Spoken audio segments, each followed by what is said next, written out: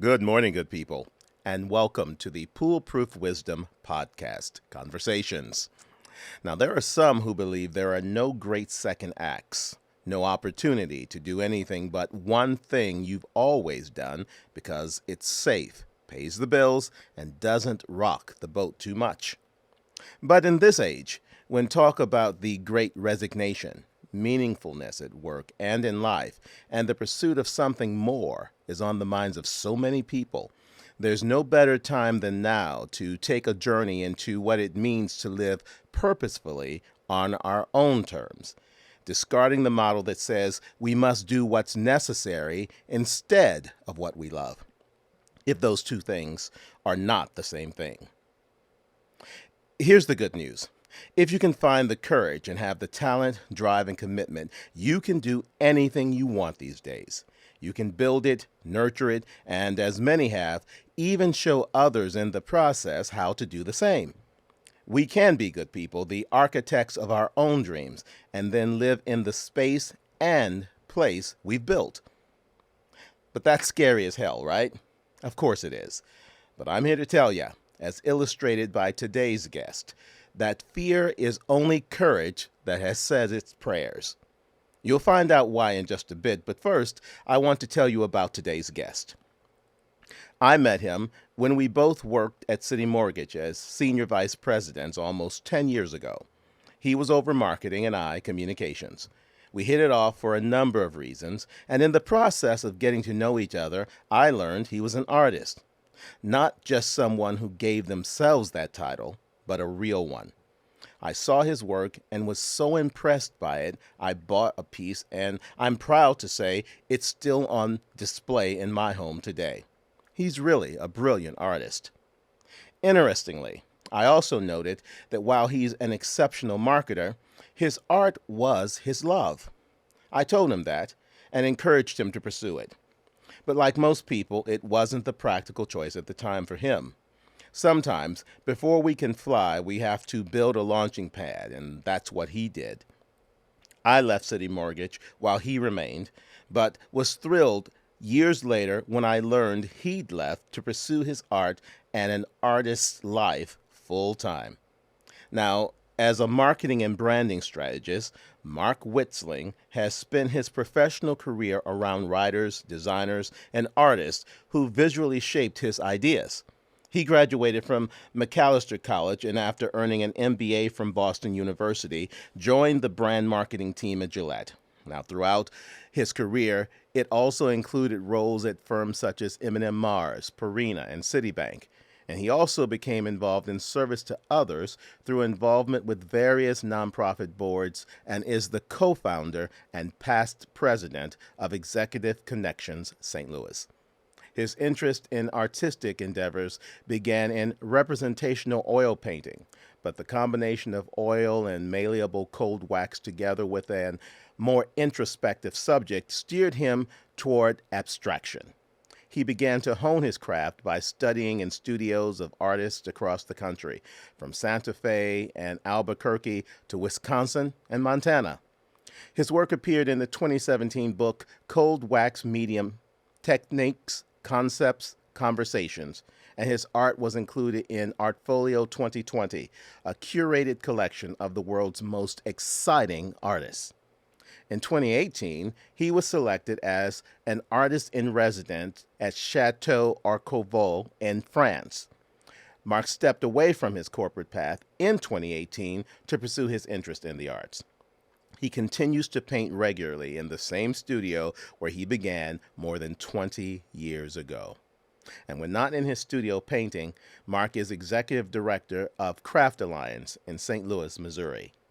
Which is why he's the perfect guest for today's Conversations episode, because I want to talk about the journey he's taken from corporate America to a creative life, the drive to do it, the challenges of creating it, and the benefits of having made that choice.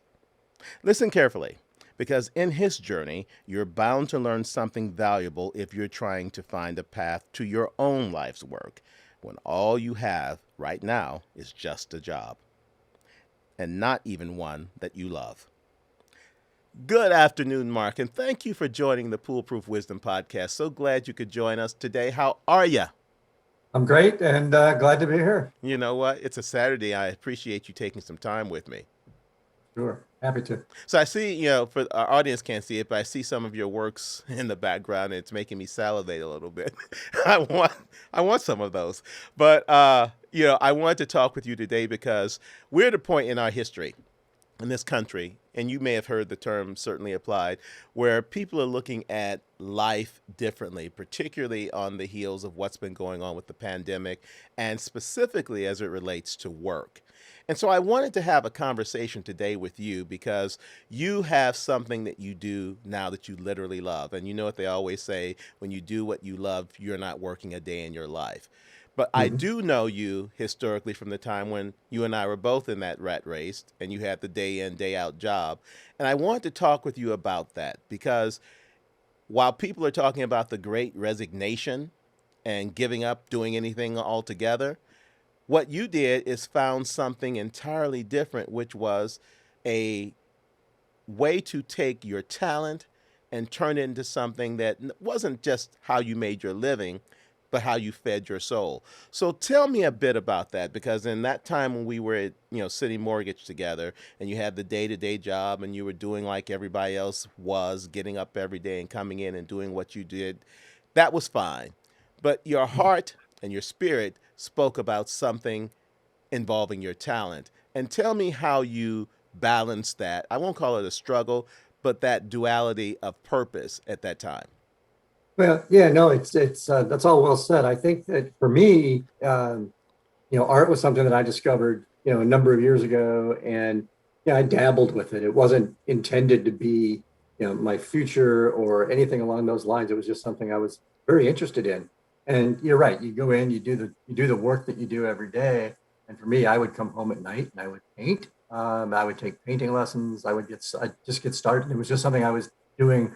Really, I wouldn't even call it a hobby yet, Mm. and it evolved. And as my interest and passion and time and effort, continued to push forward on the art side, the passion just grew, and it was a place where I felt like I belonged. It was me. It was truly who I was.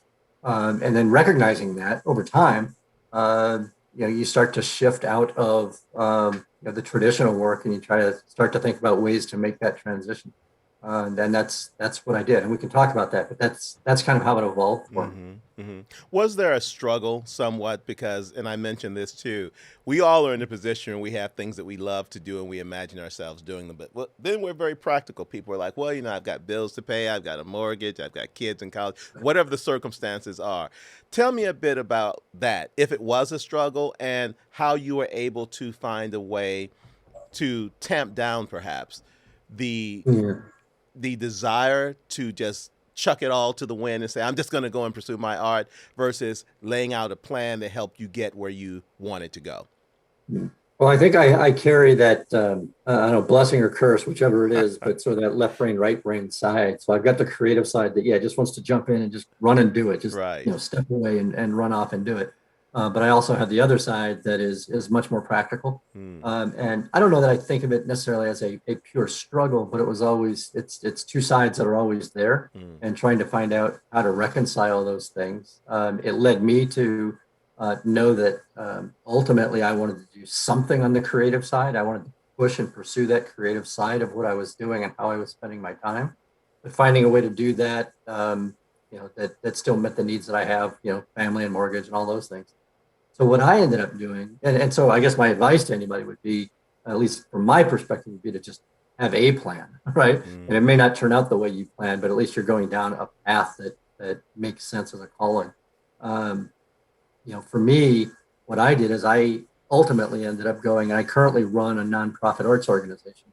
And that is how it's still a day job, if you think of it that way. It's actually more than a day job, it's Hmm. 24/7. That's But right. it's in the arts, and I'm surrounded by artists all day. And so I'm exposed to those things, and I still have time to do my own art.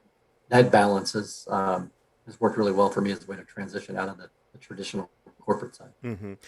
Mark, talk to me a little bit about in that time when you were dealing with it, because I do appreciate it's not like you're coming in every day and you're like, oh my God, I'm having a struggle within myself. It's just a Yeah, realization that these things both exist within you.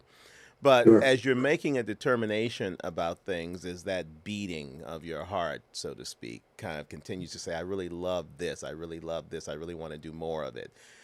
Tell me, though, about the aspects of fear, because what we Mhm. know is that there are a whole lot of people and a whole lot of positions who have talent, ability, and drive, but they talk themselves out of pursuing it simply because there's fear of the unknown. How did you deal with that? Yeah, I think I deal with it every day. You know, still, it is. It's there. It exists, and I think fear is something to, uh, I guess, acknowledge, recognize it. I don't think you have to run from it necessarily. I think that it tells you, it signals that there's something there that's meaningful enough for you to be wrestling with that fear, and you can draw power from that, if that makes sense. It's if you're just afraid and you're living out of fear and you're staying in that job just because you're afraid of pursuing that passion and what it might be like, that's not necessarily a good place to be. It's very stressful. Mm-hmm. uh, and I'd have to add the observation, Charles. I think that you know I used to think, and I'd hear a lot about that. Oh, just dive in, pursue your passion, ignore everything else, go for it. And I agree with that philosophy, but I always had that second thought, which was the people that are saying that are the people that quote unquote jumped and made it, right? You don't hear from the people that jumped and didn't make Mm-hmm. it, right? So you just have to take it all with a grain of salt. And at the end of the day, uh, follow your own plan, create your plan, and let that be the direction that you go. Don't Mm-hmm. do it for anybody else. Do it for yourself. Right. And Well, yeah, that's kind of my. well, I think that that's an important point because when you say that, the people who have made it versus the ones who haven't, let's talk a little bit then about the concepts of what success is and what failure is, as perceived by someone who is thinking about what I'm going to do and when I'm going to do it. How do you adjust to coming up with some sensibilities that say, okay, this is what I'm using to say this is the right decision versus, oh my gosh, this was the wrong decision. Why did I ever do this? Yeah, there's all sorts of ways to, I guess, address that. I think the key thing for me is that when I'm involved in the arts and I'm painting and I'm in my studio, when I'm doing those things that I'm passionate about, I feel alive, Mm-hmm. right? And it's that's where the power is, Mm-hmm. right? That's extremely satisfying, and it's a place where I belong. It's a place where I feel more complete. All of those things, unlike being in a place where I'm doing something in maybe the more traditional roles that I was in, where I enjoyed the work, I enjoyed the people, and all of that, but I didn't necessarily feel like I was, complete in that sense. Mm-hmm. And it's just a different level of just deep internal satisfaction, and that's Mm-hmm. the metric. If you walk away from the the financial metrics and those kinds of things, right? Mm-hmm. It's the internal metrics that matter more, and Mm-hmm. it took me a long time to learn that. The internal satisfaction being the gauge, however, when you're looking at this, yeah, and I remember once you painted a lovely portrait of your wife, and I will never forget it. But you have family, and I can Yeah, relate to this because it was a totally different circumstance. I gave up deciding I was going to pursue medical school. I think I told you this story when we were yeah. working together, and I had to go home and tell my mom, and she was like, "What the hell are you going to do now?" So, with that internal satisfaction as a gauge, however, you still have other people. What's the relationship to how you're able to engage with them so that they feel comfortable that you haven't lost your freaking mind, right? Yeah. No, I think it's that's true. Uh, I'm fortunate. I've got my wife Jan is incredibly supportive. I've got two kids. They're very supportive of what I'm doing, and in fact, I think they're more supportive than I would even imagine. Right? Mm-hmm. They see that it's satisfying to me, and it makes me a different person. Mm-hmm. So yeah, it's just been great. So to me, the guidance to anybody else would simply be, have the conversation, Mm-hmm. right? And if you're a family, then it's a family conversation. If you're on your own, it's your own conversation. Right. But just be honest about it. So So, you had mentioned earlier that during the time that you were preparing your plan. That's what we'll call it. You were taking classes, you were going home and doing art at night. As you were doing this, was there some type of measure that you used to say, I feel like I am where I want to be in terms of my own personal development? And was that used somehow to indicate to you when you were ready? Good question. I wish it was as discrete and formulaic as yet Ah, having a point where I said, when I get to X, I'm there and I'm ready. right. And I think it's admirable to do that. In reality, I don't know that I did that. I think that I was moving along a path. I was studying with artists all around the country and using vacation time to go do art residencies and that kind of thing. But I think that it just naturally evolve to that threshold. You can feel it building, and you get to the point where you finally say, "Can I do this?"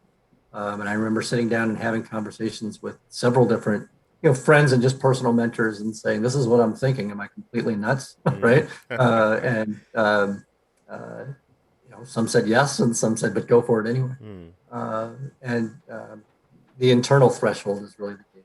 It's just you just know it, Mm. right? It's just you get to the point where you know it's time. Hmm. And when you get there, do you feel unburdened? Oh, yes, absolutely. Hmm. There's a freeing feeling, and yes, that the opposite side of that is the fear that we were talking about. Hmm. Fear is absolutely part of it, Hmm. but it's overcompensated by that feeling of being, Right. free, complete, whole. The inertia, that feeling of being alive is very, very, very powerful. Hmm. And if you have a passion for anything that captures that feeling, you know, Mm. that's what's powerful. Right, right. Well, I know you didn't absolutely hate the job that you had at City. I know this, but I do have this moment because when you had indicated um, several years back that you were going to be embarking on this new aspect of your life, I remember feeling so happy for you. But I had this impression of you leaving the building at One Technology Drive. How weird is it that I still know the address, right?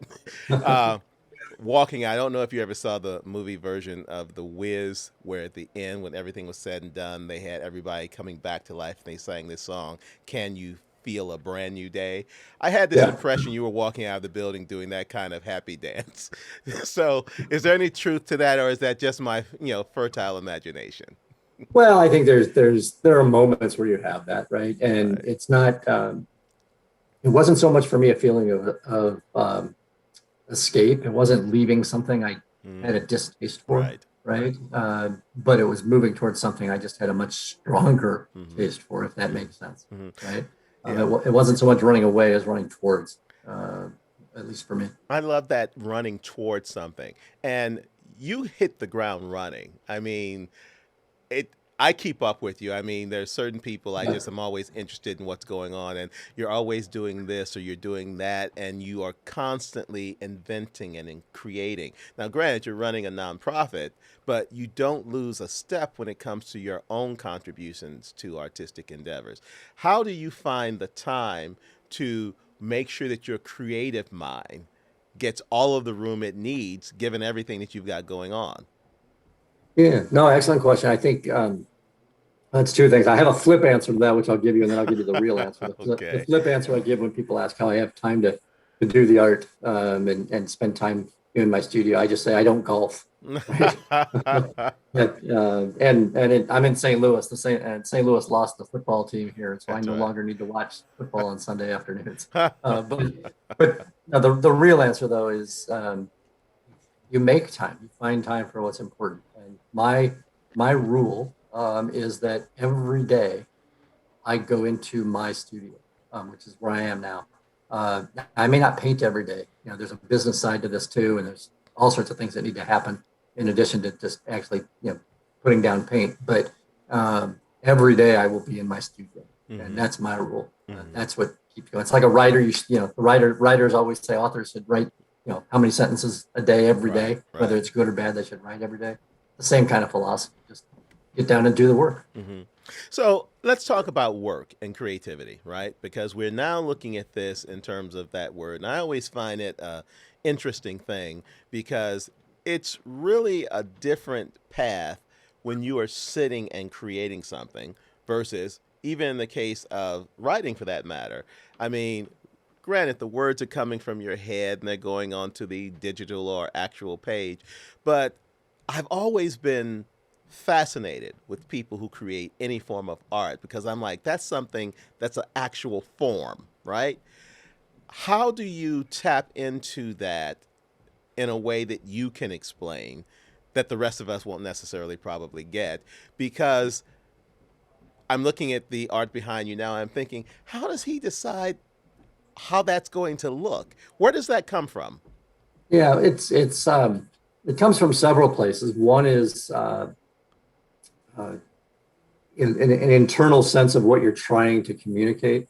I've got a series of paintings, for example, where I made a conscious decision about what the theme of those paintings would be, and they were going to be about truth, Mm-hmm. right? And this was over the last few years, we've lost truth in our public conversations, right? You don't know who to trust or what's real and true in the media anymore. So I wanted to do something about truth, and I was building up layers to show that the underlying truth is being covered up. And it's our job as a society and as citizens to uncover the truth that lies underneath.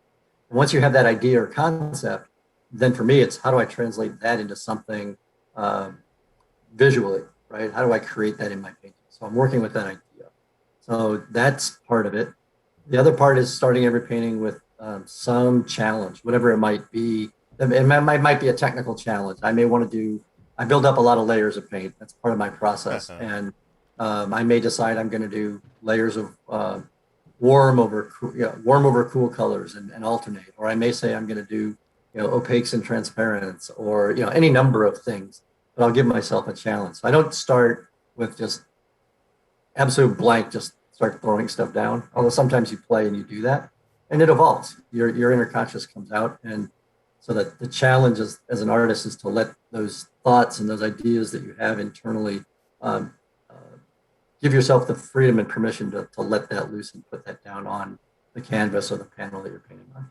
I don't know if that makes sense, but It that's how it does. works. It does. It does. It totally makes sense. And let me ask you that as a follow up to the question. I'm here in Los Angeles now. We have some, big museums. As an artist, it's got to be tough because you're kind of putting your soul, in your instance, on the canvas. And I appreciate that. And of course, people are judging it. You've done very well because with all these, things that you've done and the training you've had and the, evidence that you obviously are a great artist that, I've seen and heard about, people are always judging it, right? Now, I will admit, I went to, a museum here and there was a big thing that looked like a piece of steel to me that was rusted. Post standing up on a platform, and I'm like, I don't get it. Why is this art?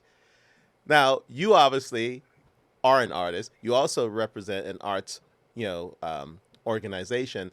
What's the answer to that question? Because I know it's different for everybody, Mark. But when you Mhm. come across things, sometimes your brain just can't wrap around it. What's the best position to take as a viewer of it as opposed to a judger of it? So, well, it's an excellent question, and there's volumes and volumes and volumes of things written and discussed about this very topic. But I would say it comes down to a couple of things. One is uh, you can have a very visceral reaction to a piece of art that's extremely abstract that you see. You may like it or not. It may just be a piece of steel that's rusted, right? And Right. and you don't have an emotional reaction or response to it, and that's fine. If somebody sees one of my paintings and it doesn't create a response in them, then move on. That's fine. I don't expect everybody that sees my work to like that. But I am trying to say something with the work that I'm putting out there. And if somebody looks at my work or if somebody looks at the piece of rusted steel that you're talking about Right. and wants to understand and ask, what was the artist thinking? What are they trying to communicate? Because ultimately, for most artists, not all, but for most, they are trying to communicate an idea or a story. I mean, they're putting their soul out in front of you for a reason. And what is it that they're trying to say? So Mm-hmm. I try to ask and understand a little bit about the artist's intention. Mm-hmm. So there's both of those two elements working, both the artist's intention, if you can decipher that, and then also that very visceral emotional reaction that the artwork Right. generates in you or doesn't. That's how you look at the work. It reminds me very much of the way that we exist today, just in terms of how we communicate with everybody. Because, there are a whole lot of people who listen to respond, not to understand. And Right. a lot of people who, of course, have their reactions based upon what they think they know as opposed to the individual's intention. So that's very much what you're describing in terms of art. It's terrifically individualized. Hmm. Right. Right. So when you're doing something like Truth that you mentioned and you complete it, you're standing back and you're looking at it. What is that point for you where you know that it's representational of exactly what your intention was? So yeah, so how do I know it's done? How do I know it represents the idea that I was trying to Right. communicate? It's in the process of painting, at least in my process, because it's just a phrase called process painting. It evolves. I don't know what it's going to look like while I'm creating it. I'm not doing a portrait and I say, Right. there, that's the representation. It's done. So for me, it's a matter of, has it evolved to the point where the interaction between me, the artist, and the art itself are going back and forth, and I'm working through that painting, where I get to the point where I can say, yes, this is communicating what I intended and what I wanted, and I'm comfortable stopping. And as an artist, you reach a point, right? You know when it's done. One way to describe it is, that the next thing you do will take you away from that intention. So stop, Right. right? So that's one way to do it. Mm-hmm. You'd mentioned earlier too how your work lately has been influenced by what's going on in the world, and I think that's very telling. Yeah. As you look back from beginning to now, how would you describe how your work has shifted in the perspective that you present, if at all? So, oh, right. It's changed a lot. I've always worked in, well, not always, but when I went to abstraction, right? When I went away from representational work into abstraction, which was, 10 years ago now, a little bit more actually. And um, my work in that time since then has evolved. And originally I was doing some things that I would consider to be very almost ethereal, if you will, right? Smooth, lots of interplay between the layers, without a lot of strong, solid, hard shapes in the work. Hmm. And now some of my more recent work has a lot more defined shapes in them. And early on, for me, putting a hard, solid, discrete shape into the work almost begged it to become representational, right? That if Hmm. it was a shape, it had to be something. Right. And it took me a Right. long time to learn that that's not the case. Hmm. And I know anybody listening to this can't see it, but you can see what's behind me. And Hmm. there's one on one side that is very ethereal, Right. right? And kind of loose. And on the other side, there's some very hard, discrete Right. shapes, Right. right? That's what I'm talking about. The work has really changed and evolved. Hmm. And And that's part of the process. That's fun. and I'm still on working with the same medium. It's still me. so that's what's interesting. It's the revealing of the different sides of your personality in many ways and how you are evolving throughout your process as well. It's an interesting thing that you're an artist because, if we go by popular cultural portrayals of artists, they're kind of flight in, high strung, and you're the antithesis of that. At least as far as I know. Maybe I have to Yeah. ask some other people in a different circumstance. But you obviously feel deeply, and those representations on canvas obviously become very important. You work in a number of different mediums as a result, I think. And Mhm. how is it that you decide to move from one medium to the next based upon what you're trying to reflect? Yeah, I think for me, I'm working almost exclusively in oil and cold wax. I do Mm-hmm. some acrylic work and some Mm-hmm. pure just oil work, but mostly oil and cold wax is the medium that I prefer. And that's just a preference for uh, the format and the style that you can achieve. Mm-hmm. I make different decisions about the surfaces that I paint on. I paint on wood panels Right. most often. I do some on canvas, especially as it gets larger, because larger pieces, if they're wood, become quite heavy, right, and Mm-hmm. hard to move. Mm-hmm. So I'll make those decisions and change. But ultimately, that's more of a technical, artistic decision that I'm making, trying to I see. understand, knowing what I'm trying to communicate, thinking about what's the best way for me to achieve the effects that I'm looking for. And I'll Mm-hmm. make a technical Mm-hmm. call about the substrate surface that I use. I paint on paper as well. Mm-hmm. And so I'll make those choices when I'm deciding what I'm going to do. Mm-hmm. Now, you're in St. Louis, Missouri, not known as a hub of artistry necessarily. Yeah, I think that you're helping to change that. I mean, I know that there's the St. Louis Art Museum and all of that, but just like technology's being attracted to the area now, tell me about the work of your organization and Yeah, how that dovetails into what you do as an artist in making people aware of the contributions and also inviting other people to delve more readily into their own creative spaces. sure. The organization where I'm the executive director is an organization called Craft Alliance and craftalliance.org.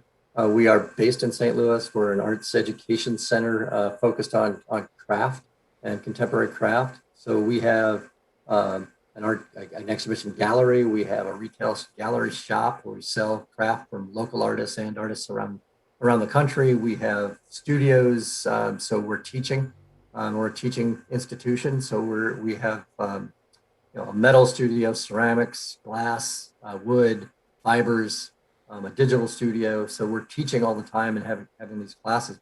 And we also run a number of outreach programs. So we're working with low income students. We're working with schools that may have had their arts programs cut.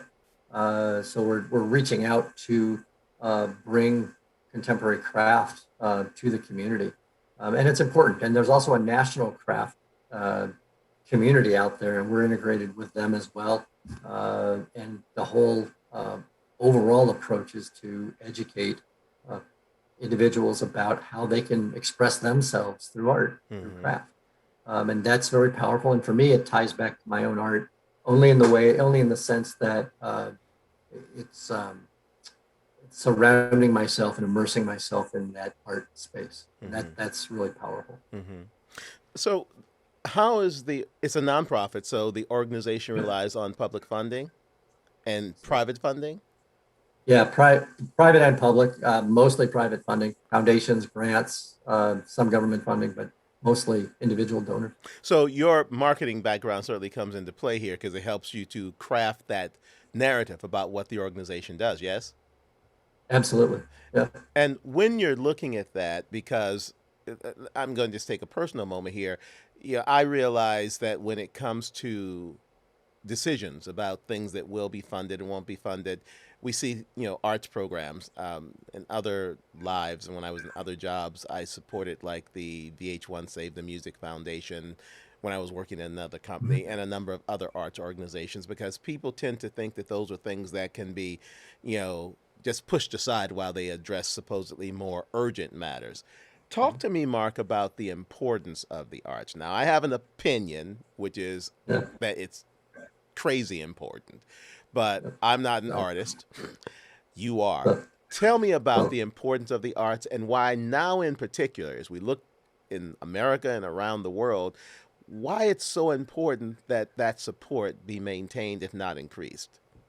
so no, an excellent question. I think there's a number of layers to it. Number one being art feeds the soul, right? It's important in and of itself, just intrinsically, inherently important to the world. Secondly, it's a way of expressing ourselves. It's a way that not only individuals but society expresses their culture. If you go back to ancient times and you look at societies where art started to evolve, those are the more advanced societies. And so it matters. It's a way of communicating and telling our stories. I like to say that, in a lot of ways, art is just like, it's like music, it's like writing. It's another way of expressing yourself and doing it visually. So it matters as a way of communicating. If you get down to some of the more statistical things, you can see that there's data that shows that those that are engaged in arts education and arts, they'll perform better on the SATs and those kinds of things, and higher graduation rates, all of those things. But more importantly, and most importantly, it's just the intrinsic value of art to a society really matters. Mm-hmm. And as a um, as a country, as a society, we tend to diminish the importance of the arts when other things happen. But that underlying base of the arts just has to continue. It's just Mm-hmm. critically important. Right. And Mark, are there partnerships with schools and other entities to help broaden it? Sure. Let me give you some examples. I mean, we're teaching in a dozen or more of the St. Louis public schools. There's an initiative underway a group of local arts organizations in St. Louis came together to help save one of the large city high schools that was slated to be closed, Hmm. and have taken over running arts education in the afternoons. And it's a high school called Sumner High School Mm. that's known as the first high school west of the Mississippi to graduate Black students, and it was slated to be closed. And Dick Gregory graduated from there. Tina Turner graduated from there. A lot of folks, and we're teaching in those schools. Yeah, we work collaboratively with a number of schools to bring arts education. And here's the other thing that's about this. I think that I grew up in St. Louis, as you know. I went to Yep, Vashon High School, so we I had a know it rival. well. Yeah, we had a rivalry with Sumner. But from the time that I was in elementary school through on, I remember the importance of the arts then. I mean, I can't tell you how many leather bottles I made with masking tape and shoe polish, or eyes of God with yarn and dowel rods. It's Sure. just a number of different things. And it actually, even though I didn't go into the arts, I think it heightened my appreciation of the arts in general.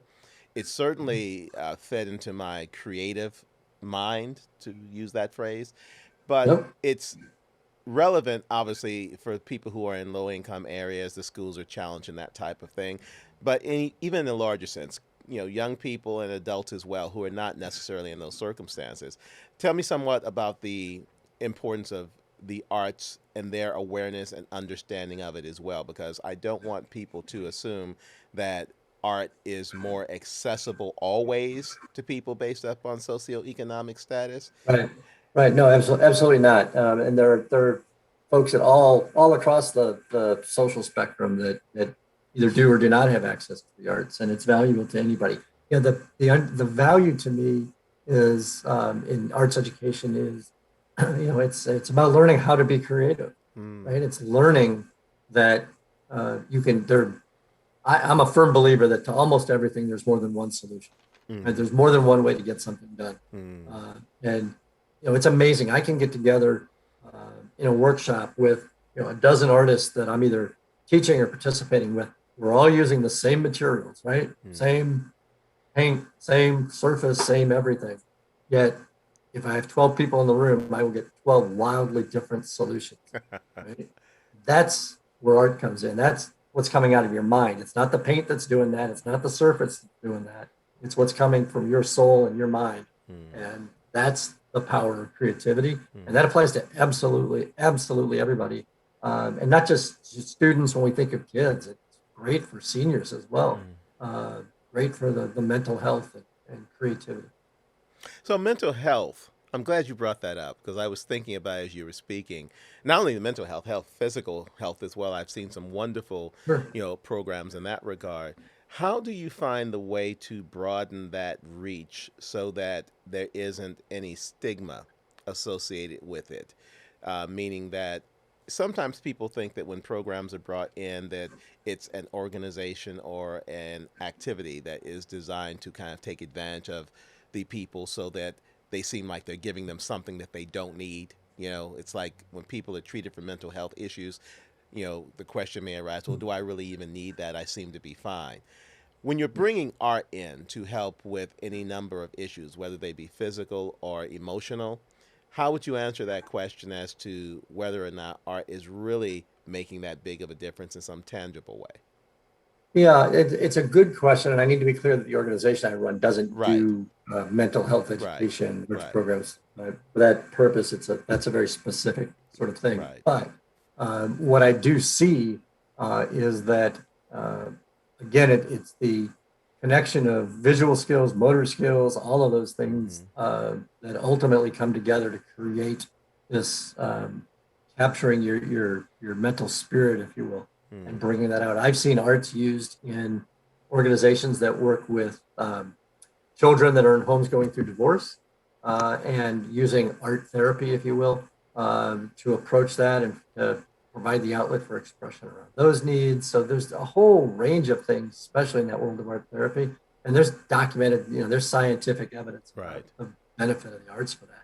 Mm-hmm. It's absolutely valuable. Mm-hmm. Now, you mentioned your two kids.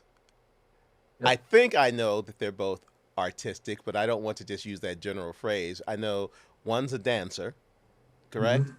I don't know if the So, other one does or not. So well, tell me about art in the Witzling family.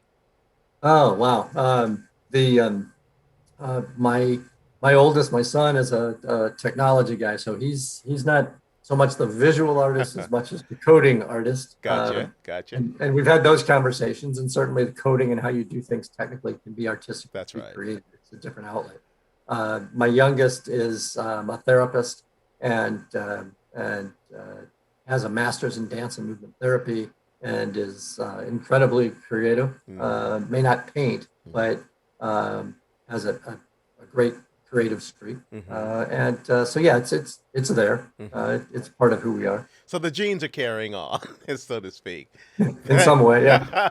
It doesn't necessarily have to be manifest in the way people expect. Because you're right, technology. When I see what people can do with coding, I'm thinking, oh my God, that's just art. So I totally get where you're coming from. Mark, you're looking at a point now. How long? It was 2018, so it's been several years since you left. Right. Yep. Knowing that you didn't have any particular expectations, you know that you had interest and desires, but you didn't know what was going to happen necessarily. But here we Mhm. are in, later 2021 after you left your corporate day job in 2018. Are you surprised at where you find yourself right now in a way that says, wow, this is more than I even imagined? Or are you still at this point where you're saying, this is great and there's still so much better to look forward to? Where do you find yourself? No, it's a journey. Right? It's an absolute journey. Am I happy with where it is? Yes. Oh, absolutely. Mm-hmm. Did I imagine it would look quite like this? No. Mm, But I'm very happy with where it's at. mm-hmm. Is there a long way to go? Sure, there's a long way to go. Mm-hmm. Do I know what that road looks like and how we're going to get there? Nope, don't have any clue. Mm-hmm. But I have goals and those kinds of things. But uh, I'm very, very satisfied with kind of the state of things. Mm-hmm. And that's true for both my own art and the things that I'm doing in the galleries and the sales, all those kinds of things, but also just the evolution of the artwork itself, the actual creative output. I'm really pleased with where my work is going. And the organization that I run, I've got a great team, great people. We've done some amazing things. We completely relocated our organization during COVID to a new space, and that's a whole nother story in and of itself. Yeah. But The, it's very, very satisfying. the So new yeah, no, space is I'm real pleased. huge, by the way, I saw. Yeah, I yeah, told we've you, I doubled see in size. everything. I see everything that you do, and that's the Yeah. thing. So, in broadening that space, you've been able to reach more people by default, right? Right. Yeah, we have the space. We can teach more. We've got a nicer gallery, great shop, and we moved into the city, Mm-hmm. and so we can do all the things that we want to do in a better way. It's also a much more accessible building. It's all on one floor. No more climbing stairs for folks. Mm-hmm. We were in our prior building for more than 50 years. So to move from that into a new space, it's been just an incredible experience, and it's I was telling somebody, yeah, I have my MBA, but they don't teach you in business school how to gut and relocate an entire organization during COVID. So, I was mentioning in my intro of you that there were two references I made. Number one comes down to this idea that fear is nothing but courage that has said its prayers. You are a living embodiment of that because you have stuck and stayed, even though it's challenging. But I kind of think you like a challenge, so that goes directly into it. If it were easy, I don't think you'd be nearly as happy as you are right yeah. now, right? Oh, absolutely. There's, I love the creative side of things, right? And Right. that's where the problem solving in a business world, that's problem solving. I wouldn't be good at just managing an Right. existing operation for the sake of just, continuing on and maintaining course. That's not Right, me. right, right. And then the other part of that was that sometimes you just have to jump and build your wings on the way down, right? And Yep. I also see that reflected in what you've shared with me today because it's not as if this happened and it's been, this static sense of this is how it is. It's constantly adjusting to everything. I mean, hell, there's Yep. no way in 2018 you could have forecast a pandemic and maintaining an arts organization plus your own artistic endeavors throughout it, but yet here you are. So it's a bit Yep. of resiliency that goes into constantly reevaluating where you are, what you hope for, and what you can look forward to, right? Yeah, I think it's just being aware of where you are, being aware of the situation, and just having good, strong, yeah, self-awareness. And I guess the other philosophy that's my own guiding principle, Charles, is this Mm-hmm. one that's strength and humility, Mm. right? Mm-hmm. If you, for me, if I live by that, I'll be okay. So, one of the things we were talking about, and I certainly want the audience to take away from this conversation, and I think that we're kind of coming full circle with it now, is as you look at Mark Witzling 2021, almost 2022, and then you harken back to Mark Witzling 2018, and you look at the journey so far, what most about your own journey do you believe others can learn from as they are now at this point in their time, looking at what may be ahead for them, whether they're going to pursue that dream, whatever it may be, and having the fortitude to realize that it can work out. It may not work out like you want, but it can work out nonetheless. What would you take from your journey that you would share with them? Sure, sure. Oh, wow. Big question, but I think I'd say first and foremost, the thing that's coming to mind as you ask it is just kind of be true to yourself, Mm, right? Do what your passion is about. Figure out where you need to be to feel inspired or complete. Don't just uh, don't run from that fear, right? Don't stay where you are just because you're afraid. You mm, might choose to stay, that's fine, but make it as a conscious decision. And At the end of the day, you're doing it for who you are, not for anybody else, right? I think the folks that I see that are having the most difficult career transitions or non-transitions are the folks that are doing things because they're trying to please others, or they have this perception that they can't do something. mm-hmm, And that's not the reason to stay put. mm, Uh, decide what decide what you're about and what you want to be and who you are, and then chase that. mm. I love that you say that. I often think of you and what you've done. I find it inspiring because let me tell you, brother, there are days where I'm just like, I'm about to chuck all this to the wind. I'm not quite there yet, but I'm still doing it in a certain extent. This is my creative contribution, Right. right?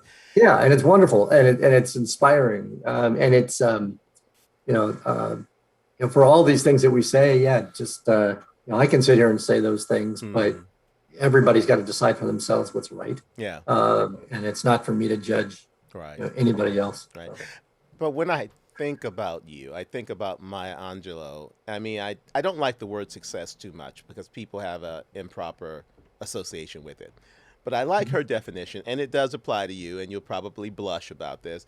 But she says success is liking yourself, liking what you do, and liking how you do it.